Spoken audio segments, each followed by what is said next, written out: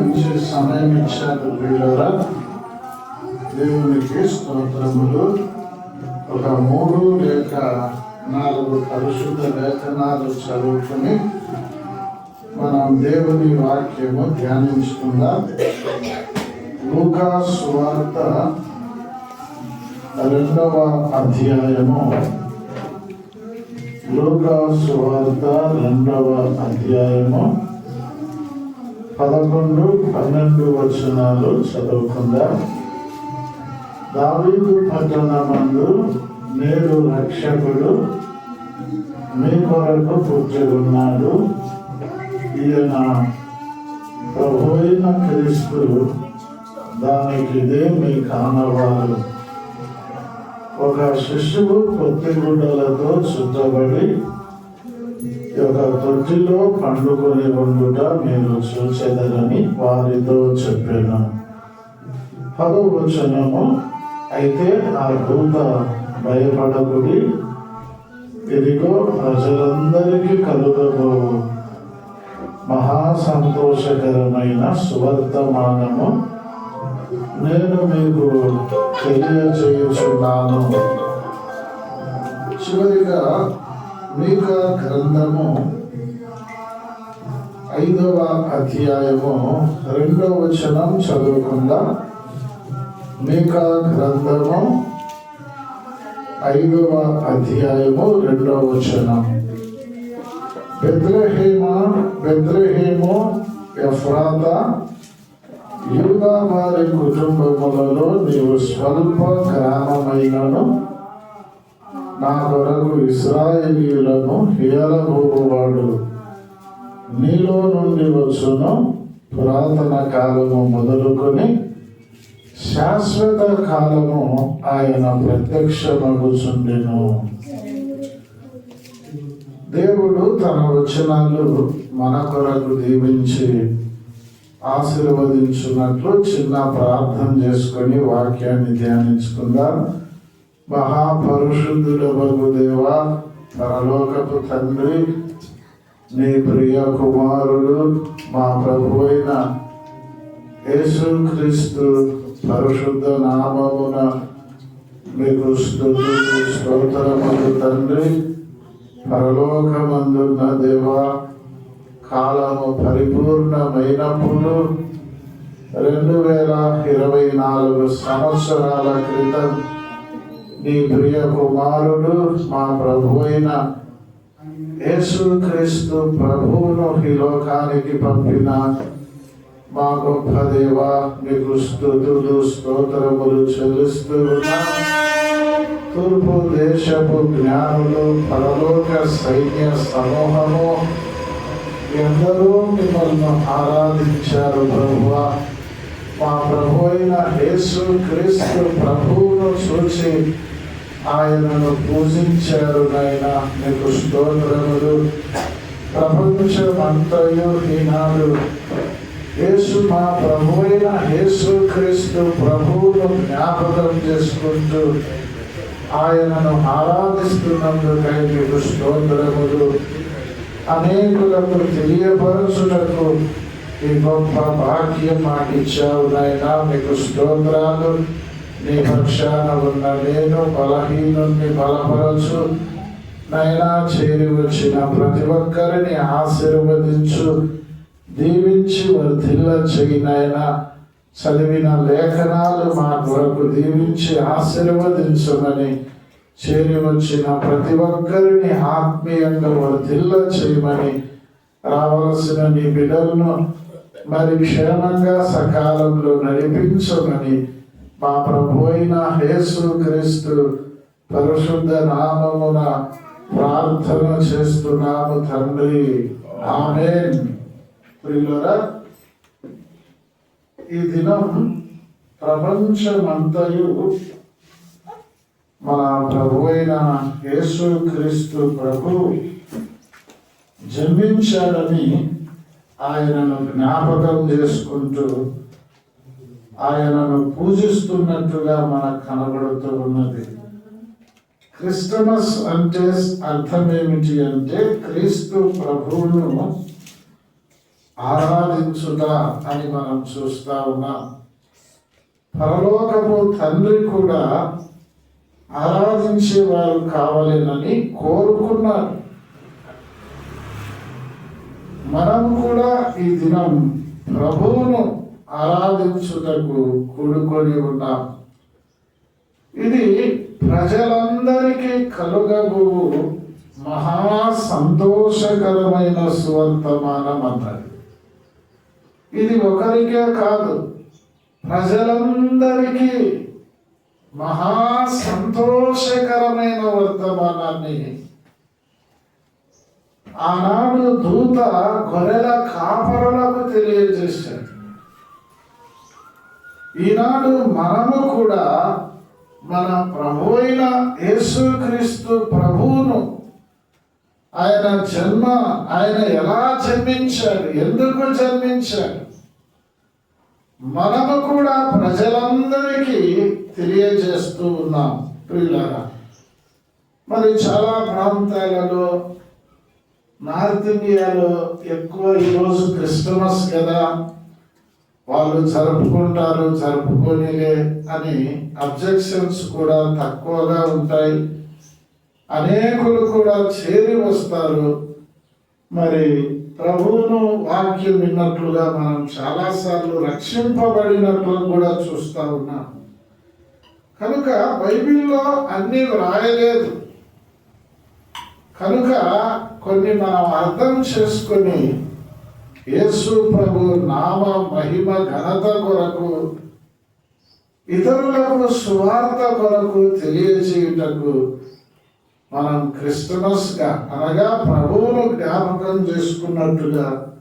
చేసుకున్నట్టు ముందుకు సాగుతూ ఉన్నాం. ఇది మంచిదని కూడా దేవుని వాక్యంలో చూస్తూ ఉన్నాం. ఉదాహరణకు ఒకసారి మత్తయి సువార్తకు మనం వద్దాం. మత్తయి సువార్తలో మనము జ్ఞాపకం చేసుకున్నాము. మత్తయి సువార్త 2వ అధ్యాయము 10వ వచనం నుండి చదువుతారా?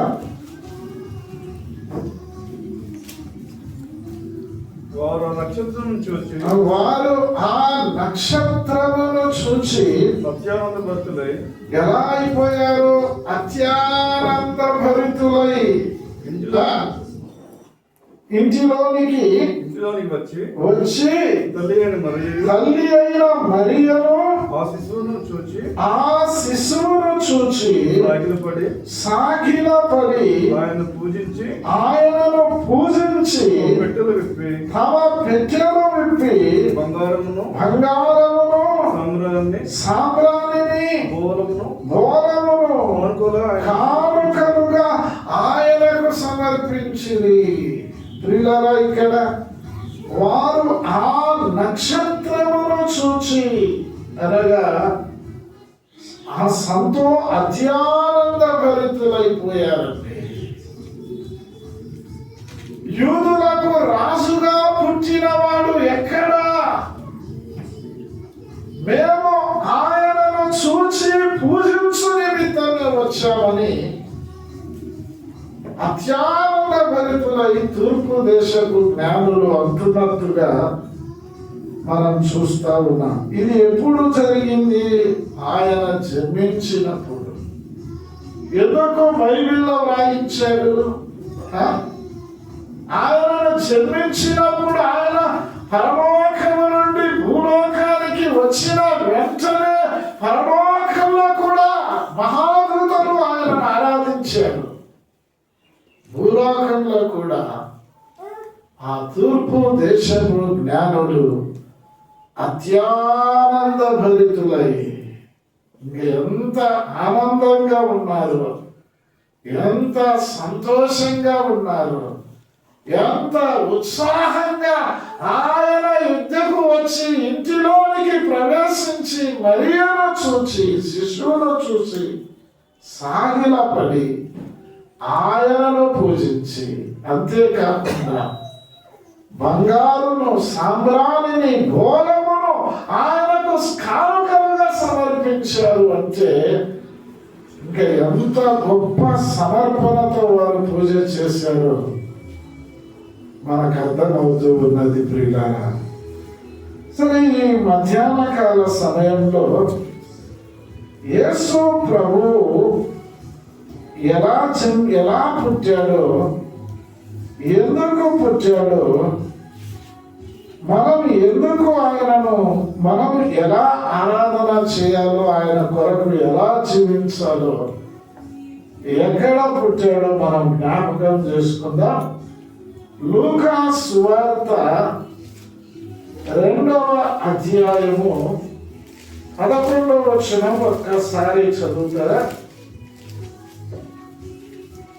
లూకా సువార్త దావీదు పట్టణమందు నేడు రక్షకుడు మీ కొరకు పుట్టి ఉన్నాడు. ఈయన ప్రభువైన క్రీస్తు.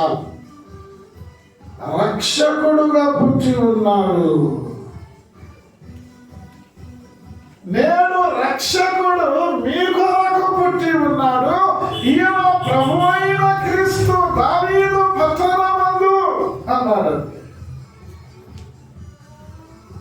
బెత్లెహేము అను దావీదు ఊరికి వచ్చి అన్నాడు.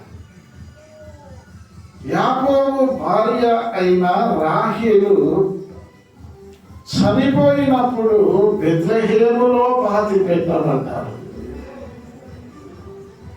బోయసు రూతును వివాహమాడిన ప్లేస్ ఇది బెత్లెహేము. దావీదు జీవించిన ఊరు. అంతేకాకుండా దావీదును రాజుగా అభిషేకం చేసిన ఊరు బెత్లెహేము. అంతేకాకుండా మన ప్రభు అయిన యేసు క్రీస్తు ప్రభువు కూడా బెత్లెహేములో, ఎఫ్రాతా బెత్లెహేము, యూదా బెత్లెహేము అనే ఒక గ్రామములో యెరూషలేమునకు దాదాపుగా 8 కిలోమీటర్లు లేక 10 కిలోమీటర్లు ఉంటున్న బెత్లెహేములో సృష్టికర్త అయిన దేవుడు నీ కొరకు నా కొరకు ఆయన రక్షకుడుగా పుట్టాడు. దావీదు పట్టణమందు నేడు రక్షకుడు మీ కొరకు పుట్టి ఉన్నాడు అన్నాడు. రక్షకుడు అంటే తన ప్రజలను వారి పాపముల నుండి ఆయనే రక్షించును గనుక ఆయనకు యేసు అని పేరు పెట్టుదు అనెను. ఆయనే అంటే ఇంకెవరు కాదని అర్థం. యేసు ప్రభువే రక్షించే దేవుడు. యేసు ప్రభువే కాపాడే దేవుడు. యేసు ప్రభువే పోషించే దేవుడు. అన్నిటికంటే ముఖ్యముగా మన పాపములను క్షమించే దేవుడు, మనలను రక్షించే దేవుడు యేసు ప్రభువే. అందుకే హెబ్రీయులకు రాసిన పత్రికలో ఒక మాట ఏమంటున్నాడు ఒక్కసారి జ్ఞాపకం చేసుకుందాం. అపోస్తలుడైన పౌలు హెబ్రీయులకు రాసిన పత్రిక 2వ అధ్యాయం 3వ వచనంలో ఏమంటున్నాడు? ఇంత గొప్ప రక్షణ, ఇంత గొప్ప రక్షణ అన్నాడు. సార్, రక్షణ ఎలాంటిదమ్మా? ఎంతో గొప్పది. యేసు ప్రభు ఎందుకు ఈ లోకంలో జన్మించాడు? రక్షకుడుగా జన్మించాడు అంటే నిన్ను నన్ను రక్షించుటకు జన్మించాడు. ఇంత గొప్ప రక్షణ అన్నాడు. రక్షింపబడ్డావా? యేసు ప్రభు 2024 సంవత్సరాల క్రితం భూలోకానికి వచ్చాడు. ఆయన రక్షకుడుగా వచ్చాడు. మనలో కొంతమంది రక్షింపబడ్డాం, కొంతమంది రక్షింపబడలేదు. మరి రక్షింపబడకపోతే రక్షింపబడితే కారణం ఏమిటి? రక్షింపబడితే పరలోకానికి వెళ్తాం, రక్షణ లేకపోతే పరలోకానికి వెళ్ళాం. ఎక్కడికి వెళ్తారు చెప్పండి? పాతాళం లేక నరకానికి వెళ్ళాలి. అక్కడికి వెళ్ళకూడదని పరలోకమందున్న దేవుడు నిన్ను నన్ను ప్రేమించి భూలోకానికి రక్షకుడుగా వచ్చాడు. ఈ మధ్యాహ్న కాల సమయంలో నీవు ఒప్పుకుంటే రక్షిస్తాడు. యేసు ప్రభువని నీ నోటితో ఒప్పుకొని దేవుడు మృతులలో నుండి ఆయనను లేపనని హృదయమందు విశ్వసించుతే నీవు రక్షింపబడతావు. అందుకే ద్వితీయోపదేశ ఖండములో 33వ అధ్యాయం 29వ వచనంలో అన్నాడు. ఒక్కసారి చదువుతారా? ద్వితీయోపదేశ ఖండము, ఇశ్రాయేలు భాగ్యం ఎంత గొప్పది, నీ భాగ్యం ఎంత గొప్పది, యెహోవా రక్షించిన నిన్ను పోలిన వాడు ఎవడు? చాలు. ఇశ్రాయేలు విశ్వాసి, నీ భాగ్యం ఎంత గొప్పది, యెహోవా రక్షించిన నిన్ను పోలిన వాడు ఎవడు? దేవుడు రక్షణ ఇచ్చాడంటే యేసు ప్రభు నీకు నాకు ప్రత్యక్షమయ్యాడు అంటే, నీకు నాకు కనబడ్డాడు అంటే ఎంత గొప్ప భాగ్యం తెలుసా? ఈ లోకంలో ఎంతో అధికారులు ఉన్నారు, గొప్పవారు ఉన్నారు, కోటీశ్వరులు ఉన్నారు. వారికి లేని భాగ్యం అల్పులమైన నీకు నాకు ఇచ్చాడు. ఇశ్రాయేలు, యెహోవా రక్షించిన నిన్ను పోలిన వాడు ఎవరు? విశ్వాసి, ఎంత గొప్ప భాగ్యం! నీ భాగ్యం ఎంత గొప్పది! అసలు యేసు ప్రభువును పూజించుటయే గొప్ప భాగ్యం. యేసు ప్రభు ఆలయములకు వచ్చుటయే గొప్ప భాగ్యం. ఈ భాగ్యమును నీవు నేను పోగొట్టుకోకూడదు. రక్షింపబడాలి, రక్షింపబడ్డాము. ఇంకా ఎవరైనా రక్షకునిగా అంగీకరించకపోతే ఎందుకు ఈ క్రిస్టమస్ రోజు వరకు సజీవ లెక్కల్లో ఉంచాడు? అనేకులకు మహా సంతోషకరమైన స్వర్తమానమని ఎందుకు అన్నాడు?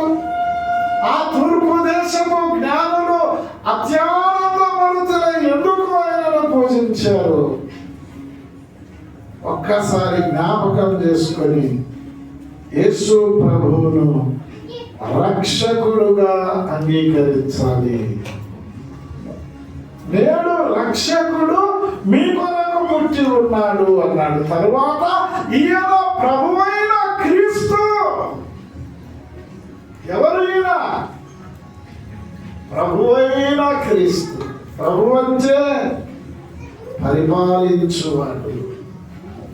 భూత వర్తమాన భవిష్యత్తు కాలంలో పరిపాలించుచున్న ప్రభువు మన ప్రభువైన యేసు క్రీస్తు ప్రభు. పేతురు అంటున్నాడు, ఓ ఇశ్రాయేలీయులారా, మీరు సిలువ వేసిన యేసునే దేవుడు ఈయనను ప్రభువుగాను క్రీస్తుగాను నియమించెను. ఇది ఇశ్రాయేలు వంశమంతా తెలుసుకోవాలి అంటున్నాడు. ప్రభు అంటే పరిపాలించువాడు. రక్షకునిగా అంగీకరించాము, ప్రభువుగా కూడా అంగీకరించాలి అంటే, అమ్మా వినండి అమ్మా, ఎందుకు వస్తారు అటు ఇటు చూడకుండా వినాలి వాక్యం. ప్రభువుగా అంగీకరించాలి అంటే మనం ఆయన పాలనకు లోబడాలి. చూడండి, సామెతల గ్రంథంలో 3వ అధ్యాయంలో ఒక మాట అంటున్నారు. చూడండి, సామెతల గ్రంథం 3వ అధ్యాయము 6వ వచనం చదువుతారా? నీ ప్రవర్తన అంతటి యందు నీ ప్రవర్తన అంతటి యందు ఆయన అధికారమునకు ఆయన అధికారమునకు ఒప్పుకొనుము. తర్వాత హెబ్రీ పత్రిక 12లో అంటున్నాడు, మరి ఆత్మలకు తండ్రి అయిన వారికి మరి ఎక్కువగా లోబడవలెను అంటున్నాడు. మన ప్రవర్తన అంతటి యందు ప్రభు అధికారానికి ఒప్పుకోవాలి. ఎవరి అధికారము అంటే ప్రభు మనలను పరిపాలించాలి. మనము ఆయన పాలించు ప్రజలము, ఆయన మేము గొర్రెలము, ఆయన ప్రభుత్వం కింద మనము ఉండాలి. మన రూలింగ్ కాదు, ప్రభు రూలింగ్ ఉండాలి. ఇంటిలో, సంఘంలో, ఆఫీసులో, ఎక్కడున్నా సేవలో అయినా మన ప్రవర్తన అంతటి యందు ఆయన అధికారములకు ఒప్పుకోవాలి, ఆయనకు లోబడాలి. ఆయన చెప్పినట్లు ఆయన అడుగుజాడల్లో మనం నడుచుకోవాలి. ఇదే ప్రభువుగా అంగీకరించాలి. ఇంకా చూద్దాం ఎలా జన్మించాడో కొన్ని లేఖనాలు అక్కడక్కడ జ్ఞాపకం చేసుకుందాం. మత్తయి సువార్త ప్రభువు ఏ విధంగా జ్ఞాపకం చేసుకున్నాడు? మత్తయి సువార్త 2వ అధ్యాయము 2వ వచనం చదువుతారా? యూదులు రాజుగా పుట్టిన వాడు ఎక్కడ? మత్తయి ఏమని రాస్తున్నాడు? రాజుగా వస్తూ ఉన్నాడు. ఆయన రాజుగా పుట్టాడు. మత్తయి జ్ఞాపకం చేస్తున్నాడు, యూదుల రాజుగా పుట్టాడు. రాజు అయిన సకల యుగములలో రాజు. రాజు అంటే అర్థం ఏంటమ్మా? పరిపాలించువాడు. ఆయన పరిపాలిస్తూ ఉన్నాడు సకల యుగములలో రాజు. ఇంకొక మాట ఉంది, పాట పాడుకున్నాను, రాజులకు రాజు ప్రభువులకు ప్రభువు అయిన. మత్తయి జ్ఞాపకం చేస్తున్నాడు, యూదుల రాజుగా ఆయన పుట్టాడు. ఆయన ఎంతో గొప్పవాడు. పేతురు ఏమని జ్ఞాపకం చేస్తున్నాడు చూడండి. దానికంటే ముందు పౌలు ఏమని జ్ఞాపకం చేస్తున్నాడు? అపోస్తలుడైన పౌలు ఫిలిప్పీయులకు రాసిన పత్రిక 2వ అధ్యాయము 7వ వచనం చదువుకుందాం. మనుషుల పోలికగా పుట్టి ఎవరి పోలికగా పుట్టాడమ్మా యేసు ప్రభు? చదువు. దాసుని స్వరూపముగా ధరించుకొని దాసుని స్వరూపం ధరించుకొని తన్ను తాను రిక్తునిగా చేసుకొనెను. తన్ను తాను రిక్తునిగా చేసుకొనెను. మన ప్రభు అయిన యేసుక్రీస్తు ప్రభు మనుషుల పోలికగా పుట్టాడు. ఎందుకు మనుషుల పోలికగా పుట్టాడు అంటే తన స్వరూపమందు తన పోలిక చొప్పున మనుషులను నరులను చేశాడు. అందుకే మనుషుల పోలికగా పుట్టాడు.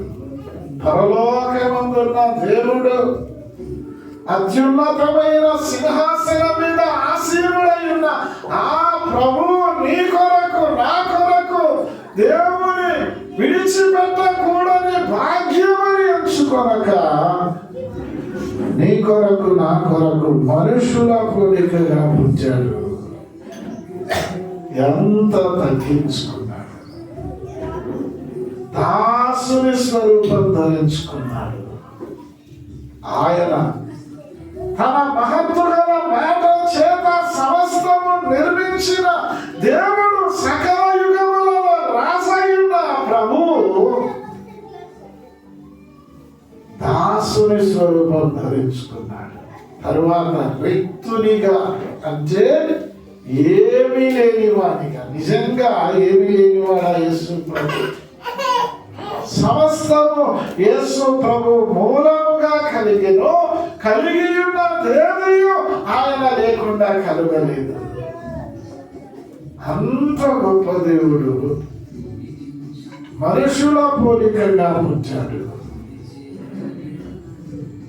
దాసుని స్వరూపమును ధరించుకున్నాడు. తన్ను తానే వ్యక్తినిగా చేసుకున్నాడు.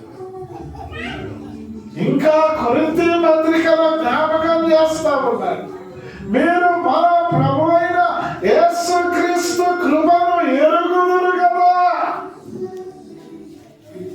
ఆయన ధనవంతుడై ఉండి మీ కొరకు దరిద్రుడాయన. యేసు ప్రభు ఎలా జన్మించాడంటే, సత్రములో స్థలము లేనందున పశువుల పాకలో పరుండబెట్టిరి. ఎక్కడ పండబెట్టారండి? పశువుల పాకలు. నీ బిడ్డను నా బిడ్డను పశువుల పాకలు పండబెడతామని చెప్పండి. సృష్టికర్త అయిన దేవుడు నీ కొరకు నా కొరకు ఎంత తగ్గించుకున్నాడు, ఎంత దీనుడైపోయాడు, ఎంత రిక్తుడైపోయాడు. సత్రముల స్థలము లేనందున పశువుల తొట్టిలో అంటే అసలు ఎంత తగ్గింపండి. పశువుల తొట్టిలో, నీ కొరకు నా కొరకు పశువుల తొట్టిలో. ఆ పశువుల తొట్టి సృష్టికర్త అయిన దేవుని కొరకు సృష్టింపబడింది. ఆయన ఏ విధంగా చెల్లించాడు? పశువుల తొట్టిలో పండుకొని ఉన్న ప్రభు మనుషుల పోలికగా పుట్టాడు. ఆకారముందు మనుషులుగా కనబడ్డాడు. తరువాత పేతురు ఏమని జ్ఞాపకం చేస్తున్నాడు? అపోస్తలుల కార్యములు 3వ అధ్యాయము 26వ వచనం చదువుతారా?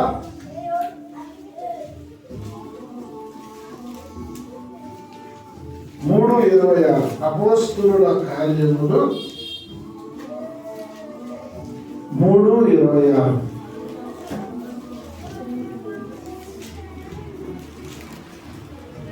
దేవుడు తన సేవకుని పుట్టించి మీలో ప్రతివానిని వారి దుష్టత్వము నుండి మళ్లించుట వలన మిమ్మల్ని ఆశీర్వదించుటకు ఆయన మొదట మీ వద్దకు పంపెను అని చెప్పాను. సేవకునిగా పుట్టాడండి యేసు ప్రభు. ఎలా పుట్టాడు? సేవకునిగా పుట్టాడు. యేసు ప్రభు ఒక మాట అన్నాడండి. మార్కు సువార్త 10వ అధ్యాయంలో 45వ వచనం అనుకుంటా, చదువుతారా? మార్కు సువార్త 10వ. మనుష్య కుమారుడు పరిచారము చేయించుకొనుటకు రాలేదు గాని పరిచారము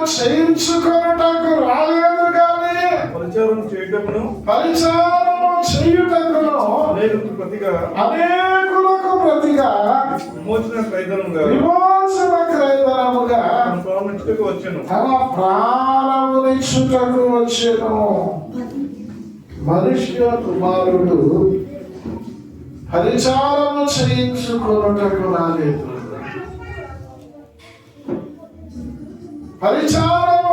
పరిచర్య చేయుటకును అనేకులకు ప్రతిగా విమోచన క్రయధనముగా తమ ప్రాణముని ఇచ్చుటకు పరలోకము నుండి భూలోకానికి దిగి వచ్చాడు.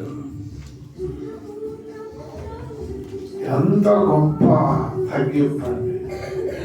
యేసు ప్రభు ఏం చేశాడు? శిష్యుల పాదాలు కడిగాడు. అందరూ కలిగించుకున్నారు. దాదాపుగా పేతురు దగ్గరకు వచ్చాడు. పేతురు, ప్రభువా నీవు నా పాదాలు కడుగుతావా? నీవెప్పుడు నా పాదాలు కడగవద్దన్నాడు. ప్రభు అన్నాడు, నేను కడగకపోతే నాలో నీవు పాలు పంపులు లేవన్నాడు. ఇది నీకు తెలియదు, తర్వాత తెలుసుకుంటావు. నా పాదాలే కాదు, నా నడినెత్తి నుండి మొత్తము కడుగు ప్రభువా అన్నాడు. స్నానము చేసిన వాడు పాదాలు మాత్రమే కడుక్కోవాలి. మన జీవితాన్ని దేవుని వాక్యముతో, యేసు ప్రభు రక్తముతో మన మాలిన్యాన్ని కడుక్కోవాలి అని దాని భావం. యేసు ప్రభు శిష్యుల పాదాలు కడిగాడు అంటే ఎంత గొప్ప తగ్గింపు చూడండి. మనుషుల పోలికగా పుట్టాడు. పేతురు అంటున్నాడు, సేవకునిగా పుట్టాడు. ఆయన ఎందుకు ఈ లోకానికి వచ్చాడంటే నిన్ను నన్ను ఆశీర్వదించుటకు. రక్షింపబడటమే ఒక గొప్ప ఆశీర్వాదం. దుష్టత్వము నుండి మళ్లించుటకు, మొదట మనలను ఆశీర్వదించుటకు యేసు ప్రభు ఈ లోకానికి వచ్చాడు. అర్థమవుతుందా? ఆశీర్వదింపబడ్డావా నీవు? ఆశీర్వాదం అంటే కోట్లు డబ్బులు ఉండాలని, పెద్ద పెద్ద బిల్డింగులు ఉండాలని, పెద్ద ఉండాలని అనుకుంటున్నారు. ల్యాండ్స్ ఉండాలని, పొలాలు ఉండాలని. ఓకే, దేవుడిస్తే ఓకే, స్తోత్రం. కానీ నీకు ఎన్ని కోట్లు ఉండినా, ఎంత ల్యాండ్ ఉండినా, ఎంత బలగం ఉండినా ఒక రోజు మాత్రం చనిపోవాలి. అది మాత్రం గుర్తుపెట్టు. చనిపోతే నువ్వు ఎక్కడికి వెళ్తావు? ఎక్కడికి వెళ్తావు చనిపోతే? మొదటి దొంగ యేసు ప్రభువును దూషించాడు. నువ్వు దేవునివైతే నిన్ను నీవు రక్షించుకో, మమ్మల్ని కూడా రక్షించాలి. రెండవ దొంగ ఏమన్నాడు? మొదటి దొంగను గద్దించాడు. మనకిదైతే న్యాయమే. యేసు ప్రభు ఏ తప్పిదం చేయలేదు, ఆయన ఏ నేరం చేయలేదు. నీవు నేనే తప్పిదం చేశామని అంటూ ఒక మాట అన్నాడు. యేసు, నీవు నీ రాజ్యంలోనికి వచ్చినప్పుడు నన్ను జ్ఞాపకం చేసుకోను అన్నాడు. వెంటనే యేసు ప్రభు ఏమన్నాడు? నీవు నాతో కూడా నేడే పరదేశంలో ఉండదము. దొంగతనం చేసి చేసి చేసి లాస్ట్ ఒక్క మాట యేసు ప్రభు అన్నాడు, ప్రభువా నన్ను క్షమించన్నాడు. వెంటనే పరలోకానికి పరదేశకు వెళ్ళిపోయాడు. సాతానుడు ఏం చేస్తాడంటే ఈ లోక మాయను చూపిస్తాడు. చూపించి దేవుణ్ణి యుద్ధకు రానియకోకుండా, వచ్చినా దేవుణ్ణి అంగీకరించనీయకోకుండా, అనగా యేసు ప్రభు నమ్మనీయకోకుండా, బాప్తిస్మం తీసుకోకుండా, సంఘంలో చేర్చబడకోకుండా, పళ్ళలో పాత్రలో రొట్టెలో పాత్రలో చెయ్యి వేయలేకోకుండా అపవాదం చేస్తానంటే ఇప్పుడెందుకు, తర్వాత రేపు నీది కాదు అని దేవుడు సెలవిస్తున్నాడు. ఇక్కడ సేవకునిగా పుట్టాడు, దాసునిగా జన్మించాడు, రిక్తుడిగా జన్మించాడు. మనుషుల పోలికగా పుట్టిన ప్రభువును మనం పూజించుటకు వచ్చాను. యూదుల రాజుగా పుట్టిన ప్రభువును మనం పూజించుటకు వచ్చాను. నీ కొరకు నా కొరకు తగ్గించుకుని సేవకునిగా పుట్టాడు అంటే మనం ఎంత ధన్యులమో చూడండి. ఆయన ఎంతో తగ్గించుకుని నీ కొరకు నా కొరకు వచ్చాడు. మీకా గ్రంథంలో ఏం చెప్తున్నాడు? మీకా గ్రంథము 5వ అధ్యాయము 2వ వచనం చదువుతారా? బెత్లెహేము ఎఫ్రాతా బెత్లెహేము ఎఫ్రాతా యూదావారి కుటుంబంలో యూదావారి కుటుంబములలో నీవు స్వల్ప గ్రామమైనను నీవు స్వల్ప గ్రామమైనను నా కొరకు ఏలుబోవాడు ఇశ్రాయేలును ఏలబోవాడు నీలో నుండి వచ్చున్నాము. సార్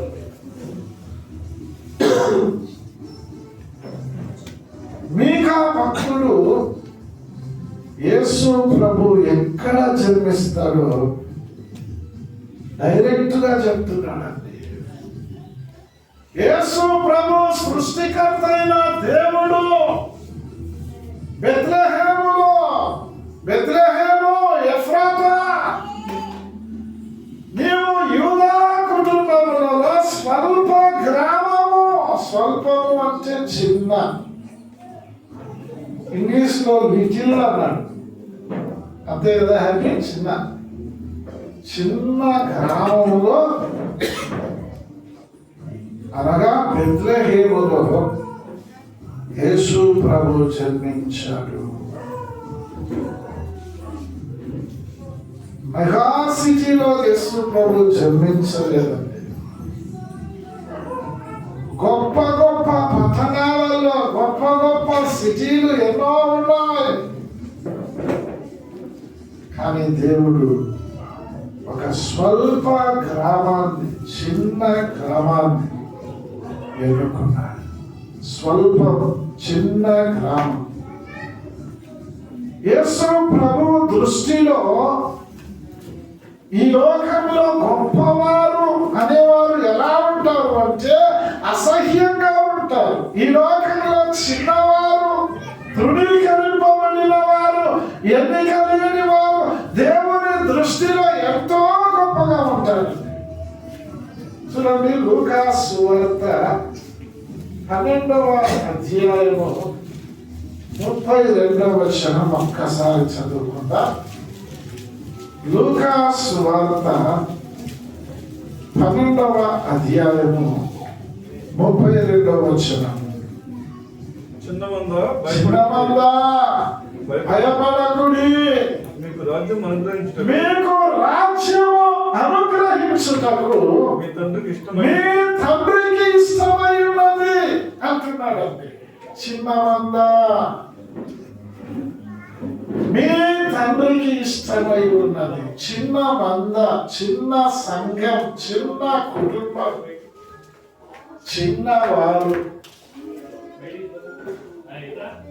చిన్నవారు అని ఎవరైతే పిలువబడతారో, చిన్న గ్రామం అని ఏదైతే పిలువబడుతుందో, చిన్న చిన్న చిన్న అనే మాటకు దేవుడు ఎంతో గొప్ప విలువిస్తాడండి.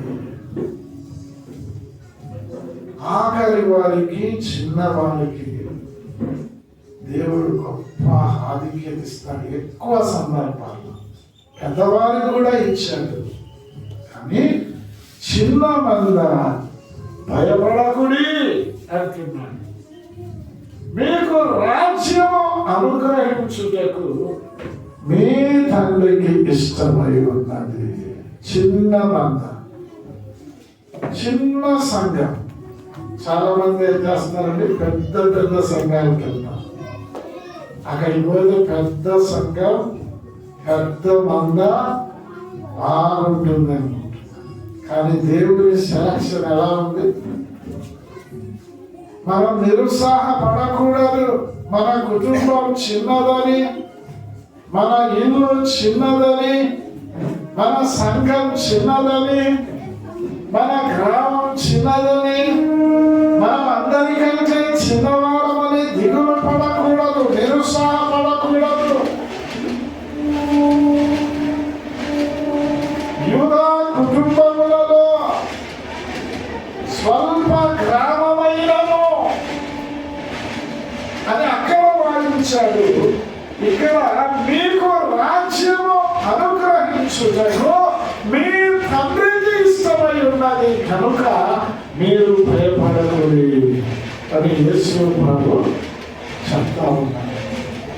మనం చాలాసార్లు భయం ఏర్పడుతుంది కదా, ఎన్నోసార్లు భయపడతాం. కానీ యేసు ప్రభు ఏం చెప్తున్నాడు? భయపడకుడి, భయపడకుడి, భయపడకుడి, భయపడకుడి, నీ తండ్రికి ఇష్టమై ఉన్నది.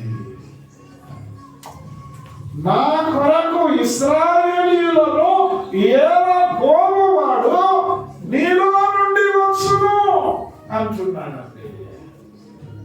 చిన్న స్వల్ప గ్రామములో నుండి సృష్టికర్త అయిన యేసు ప్రభు ఈ లోకానికి వచ్చాడు. బెత్లెహేము అనే ఊరు తెలియని దేశమే ఉండదు. ఎందుకు? నీవు నేను జన్మించిన గ్రామాలు జిల్లా వాళ్ళకే తెలియదు కొన్నిసార్లు. బెత్లెహేము అంటే యేసు ప్రభు జన్మించిన గ్రామం అని ప్రపంచమంతా. మరియా ఒక మాట విందండి, సర్వశక్తిమంతుడకు దేవుడు నాకు గొప్ప కార్యములు చేసెను. అనేక తరముల వారు ఇది మొదలుకొని నిరంతరం నన్ను ధన్యురాలు అంటారు. ఎందుకు? యేసు ప్రభువు ఆమె గర్భాల జన్మించబోతూ ఉన్నాడు. యేసు ప్రభు జన్మించిన గ్రామానికి ఎంత ఖ్యాతి, ఎంత హోదా. బెత్లెహేము అంటే రొట్టెల ఇల్లు అని అర్థం. నీవు నేను జన్మించిన గ్రామానికి విలువ ఉన్నది. కానీ ఎందుకు అంటే దేవుడు ఎన్నుకున్నాడు. అలాని గ్రామంలో, అలాని ఒంగోలు పట్టణంలో, అలాని చిన్న సంఘం బెరయా క్రిస్టియన్ అసెంబ్లీ ఉండాలి. అది నా తండ్రికి ఇష్టమై ఉన్నది అని దేవుడు ఎన్నుకున్నాడు. ఎంత గొప్ప వాక్యం చెప్పాలి. ఇప్పుడు ఆంధ్రప్రదేశ్లో ఎక్కువ మందిని ప్రభువు రక్షించుకున్నాడు. కారణం ఆయన చిత్తం, ఆయన ఇష్టం అది. కానీ దాన్ని పోగొట్టుకుంటున్నాం చాలా మంది.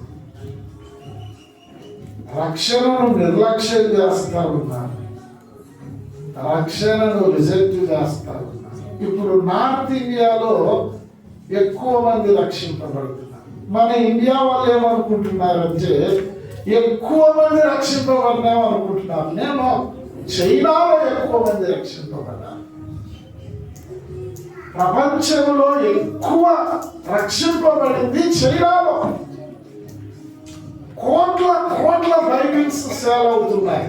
ఎందుకంటే అక్కడ శ్రమలు ఎక్కువ వస్తున్నాయి. రక్షింపబడే వాళ్ళు కూడా ఎక్కువగా రక్షింపబడుతున్నారు.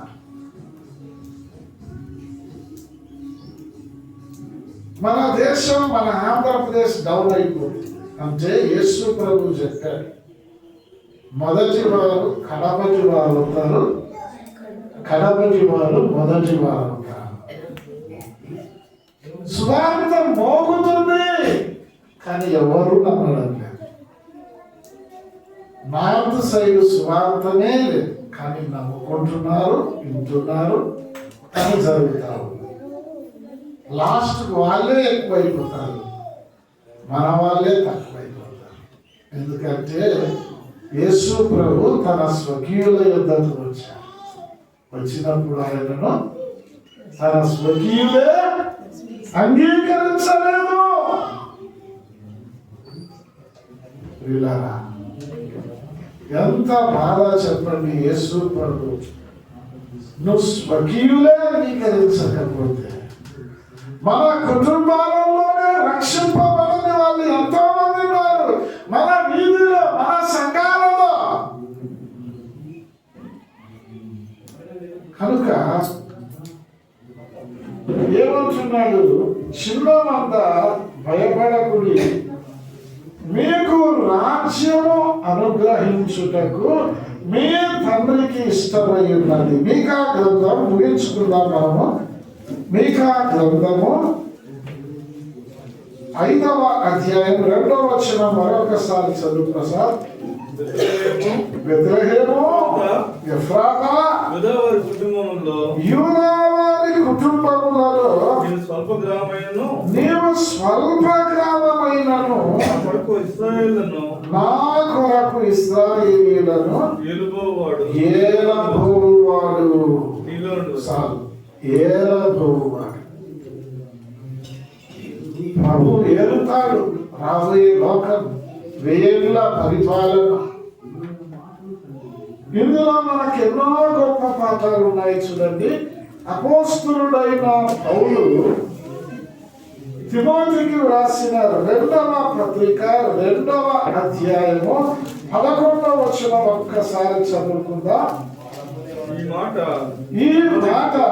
నమ్మదగినది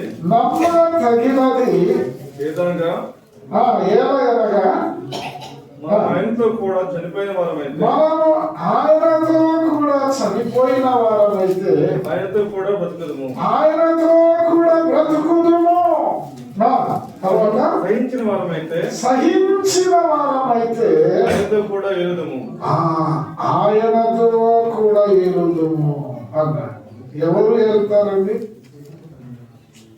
నీతిమంతులు తమ తండ్రి రాజ్యములో శూరుని వలె తేజరిల్లుతారు. ఎవరు నీతిమంతులు? యేసు ప్రభు రక్తముతో కడగబడిన వారు. ఇక్కడ ఏమంటున్నాడు అంటే, సహించిన వారమైతే ఆయనతో కూడా ఏలుదుము అంటున్నాడు. సహించాలి పిల్లలు. దేవుని పిల్లలకి ఏముండాలి? సహనం ఉండాలి. యోబు ఎంత సహించాడు? యోబును సహించిన వారిని ధన్యులను కొనుచున్నాము కదా. మనం యోబు యొక్క సహనమును కోర్చి వింటిని కదా. సహించిన వారమైతే ఆయనతో కూడా ఏలుదుము అంటున్నాడు. యేసు ప్రభు ప్రకటన గ్రంథము 3వ అధ్యాయము 21వ వచనం ఒక్కసారి చదవండి. ప్రకటన గ్రంథము 3వ అధ్యాయం 21వ వచనము. నేను జయించి నా తండ్రితో కూడా ఆయన సింహాసనమునందు కూర్చుండి ఉన్న ప్రకారము జయించు వారిని నాతో కూడా నా సింహాసనం నందు కూర్చుండనిచ్చేదను అన్నాడండి. ఎక్కడ కూర్చోబెడతా అన్నాడు? ప్రధానమంత్రి మన సింహాసనం మీద కూర్చొని పెడతాడన్నాను. చెప్పండి. పోనీ ముఖ్యమంత్రి ఏమన్నా పక్కన కూర్చోబెట్టుకుంటాడా? మనం ఎవరో ముఖ్యమంత్రికి తెలియదు. కానీ యేసు ప్రభు ఏమంటున్నాడు? నేను జయించి నా తండ్రితో కూడా సింహాసనమునందు కూర్చొని ఉన్న ప్రకారము జయించు వారిని నాతో కూడా నా సింహాసనం మీద కూర్చోబెడతాను అన్నాడు. జయించాలి. వేటిని జయించాలి?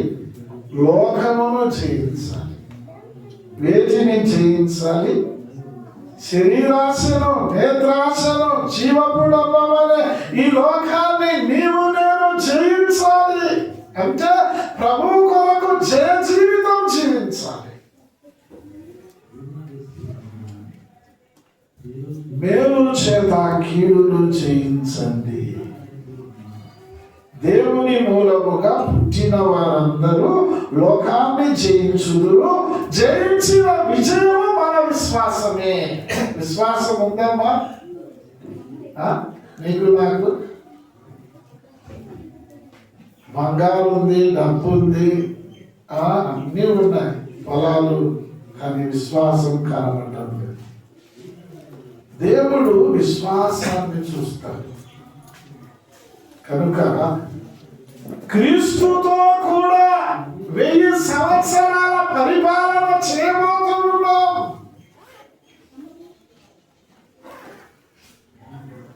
నా కొరకు ఇశ్రాయేలీయులను 7 వాడు నీలో నుండి వస్తాడు. ఆయనే ప్రభు అయిన యేసు క్రీస్తు ప్రభు. బెత్లెహేములో ఏలుతాడు ఈ లోకాన్ని 1000 ఏళ్ల పరిపాలన. మనం క్రీస్తుతో కూడా రాజ్యం ఏలుతాం. శూరుని వలె తేజరిల్లుతాం. సహించాలి, జయించాలి, నీతిగా జీవించాలి. చివరిగా పురాతన కాలము మొదలుకొని శాశ్వత కాలము వరకు ఆయన ప్రత్యక్షమగుచుండెను. యేసు ప్రభు చనిపోయి సమాధి చేయబడి 3 రోజులు సమాధిలో ఉండి సమాధిని తిరిగి లేచాడు. కారణం ఏంటి చెప్పండి? నేను చనిపోతే తిరిగి లేవలేదు అంటే యేసు ప్రభు వచ్చినప్పుడు లేస్తాం, అది కథ. ఆయన చనిపోయి తిరిగి లేచాడు. కారణం సృష్టికర్త అయిన దేవుడు. మరణము యేసు ప్రభువును బంధించలేకపోయింది, నిన్ను నన్ను బంధిస్తాను. కారణం యేసు ప్రభు పాపము లేనివాడు, పరిశుద్ధుడుగా జన్మించాడు, పరిశుద్ధునిగా జీవించాడు. సృష్టికర్త అయిన దేవుడు చనిపోయి సమాధి చేయబడి సమాధిని తిరిగి లేచి పరలోకానికి వెళ్ళాడు. భూలోకంలో అనేకులకు కనబరుచుకున్నాడు, ప్రత్యక్షమయ్యాడు. ఇంకా రాబోతూ ఉన్నాడు, ప్రత్యక్షం కాబోతూ ఉన్నాడు. 2 లేఖనాలు చదివి ముగించుకుంటా. పేతురు రాసిన మొదటి పత్రిక 1వ అధ్యాయం 7వ వచనం చదవండి. అగ్ని పరీక్ష వలన శుద్ధపరచబడుచున్నది కదా, అగ్ని పరీక్ష వలన శుద్ధపరచబడుచున్నది కదా, దానికంటే అమూల్యమైనది విశ్వాసము, దానికంటే అమూల్యమైనవి విశ్వాసము. ఈ సోదరుని చేత పరీక్షకు నిలిచినదై, పరీక్షకు నిలిచినదై యేసుక్రీస్తు ప్రత్యక్షమైన ఇది మాట. యేసుక్రీస్తు ప్రత్యక్షమైనప్పుడు మీకు మెప్పును మహిమయు ఘనతయు కలుగుటకు కారణమగును అన్నాడు. యేసుక్రీస్తు ప్రత్యక్షమగునప్పుడు ఇక ఎప్పుడు వస్తాడో 2వ అక్కడ తెలియదు. ఆయన వస్తే పులిస్టాపి లోకానికి. యేసుక్రీస్తు ప్రత్యక్షమైనప్పుడు మీకు మెప్పు మహిమ ఘనత కలుగుతుంది. ఎవరికి అంటే తనను నమ్మిన బిడ్డలను, తన కొరకు నమ్మకంగా జీవించిన వారి కొరకు. 13వ వచనంలో అన్నాడు ఆయన ప్రత్యక్షమైనప్పుడు. అదొక్కటి చదువు ప్రసాద్. 13 అదే అధ్యాయం. కాబట్టి మీ మనస్సును నడుము కట్టుకొని నిబ్బరమైన బుద్ధి గల వారై యేసుక్రీస్తు ప్రత్యక్షమైనప్పుడు మీకు తేబడు కృప విషయమై సంపూర్ణ నిరీక్షణ కలిగి ఆయన ప్రత్యక్షమైనప్పుడు మీకు తేబడు కృప విషయం. బహుమానాలు ఇస్తాడు, కిరీటాలు ఇస్తాడు. నా కొరకు ఇలా జీవించావు, ఇంత పని చేశావు, ఇంత గొప్ప సాక్షిగా ఉన్నావు, ఇదిగో నీతి కిరీటం.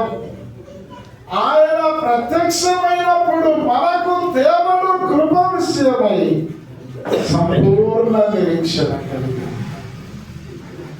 ఆయన ప్రత్యక్షమైనప్పుడు మనం ఆయనను చూస్తాం. ప్రియులారా, యేసు ప్రభు బెత్లెహేము అనే ఊరిలో జన్మించాడు. నీ కొరకు, నా కొరకు రక్షకుడుగా జన్మించాడు. ఈ కూడికలో ఇంకా ఎవరైనా రక్షింపబడకపోతే నేడే మీరు రక్షింపబడండి. ఎందుకంటే యేసు ప్రభు జన్మించిన దినాన మీరు రక్షింపబడడం అంటే చాలా గొప్ప సంగతి. రక్షింపబడిన మనము ఆయన ప్రభు, ఆయన మనలను పరిపాలించాలి. ఆయన కొరకు బ్రతకాలి, జీవించాలి. ఎన్నో ఉన్నాయి. మనం దిగులు పడకూడదు, భయపడకూడదు. మనకు అది ధైర్యాన్ని ఇచ్చాడు. యేసు ప్రభు వైపు చూస్తాం. యేసు ప్రభువును తూర్పు దేశపు జ్ఞానులు ఏ విధంగా ఆరాధించారో, ఏ విధంగా కానుకలు సమర్పించారు. పరలోక సైన్య సమూహము ఆయన జన్మించినప్పుడు ఏ విధంగా ఆరాధన చేశారు. మనం కూడా భూలోకంలో అలాగనే ప్రభువును ఆరాధిస్తూ, ఆయనకు భయపడుతూ, ఆయన చెప్పినట్లు చేస్తూ ముందుకు సాగుదా. ప్రభు తన వాక్యము మన కొరకు దీవించి ఆశీర్వదించును కాక.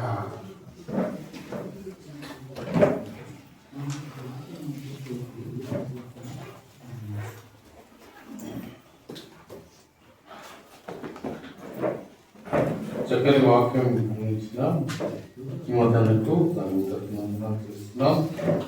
రక్షణ, దేవుడు రక్షణ ఇవ్వడానికి ఇవ్వడానికి వచ్చాడు. యేసుక్రీస్తు ఎందుకు జన్మించాడు అంటే మనందరికి రక్షణ ఇవ్వడానికి. ఇంకా రక్షింపబడిన మనము ఆయన కొరకు బతకాలి, ఆయన జీవించాలి. ఆయన మనల్ని ఏలేవాడు, మనకు బహుమానాలు ఇచ్చేవాడు. ఆయన రాజుగా వచ్చాడు, సేవకుడుగా వచ్చాడు. అనేకమైన సంగతులు మరి యేసుక్రీస్తు జన్మ గురించి మరి వచ్చాడు. మరి ఆయన చేసిన మేలు గురించి మనం విందాం. మరి వాక్యం చేసిన తిమోతికి సన్నం చేస్తున్నాం. చిన్న ప్రార్థన చేస్తున్నాం. తర్వాత ప్రబలిక డిస్టింక్షన్లో పాస్ అవ్వడం బట్టి కేక్ తీసుకొచ్చింది. కేక్ కట్టిన తర్వాత భోజనాలు ఉంటాయి. వాక్యం కొరకు